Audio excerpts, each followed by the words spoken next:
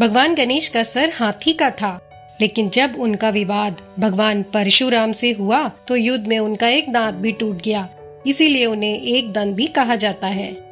इन दो कारणों से उनसे कोई भी देव कन्या विवाह के लिए तैयार ही नहीं थी। इस बात से गणेश जी नाराज रहा करते थे और जब किसी अन्य देवता का विवाह होता तो उन्हें किसी न किसी तरह से कष्ट पहुंचाते। इस कार्य में उनका चूहा भी साथी होता। वह विवाह के मंडप में जाकर उसे खोखला कर देता और इस तरह विवाह में किसी न किसी तरह विघ्न हो जाता। सारे देवता इस बात को लेकर परेशान थे। सभी देवता परेशान हो गए और वह शिव जी के पास गए।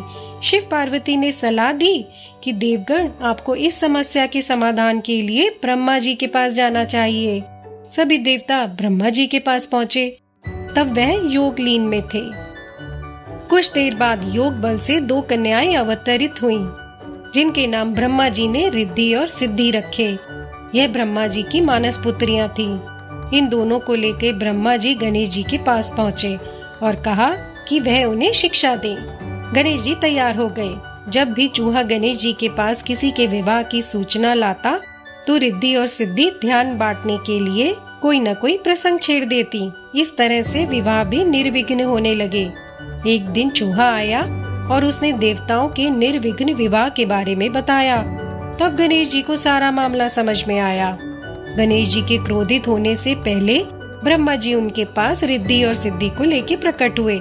उन्होंने कहा, आपने स्वयं इन्हें शिक्षा दी है, मुझे इनके लिए कोई योग्य वर नहीं मिल रहा, आप ही इनसे विवाह कर लें। इस तरह से रिद्धि और सिद्धि से गणेश जी का विवाह हो गया और फिर बाद में गणेश जी के शुभ और लाभ दो पुत्र भी हुए। तो गणेश जी के विवाह की ये कथा आप लोगों को कैसी लगी, कमेंट करके जरूर बताइएगा।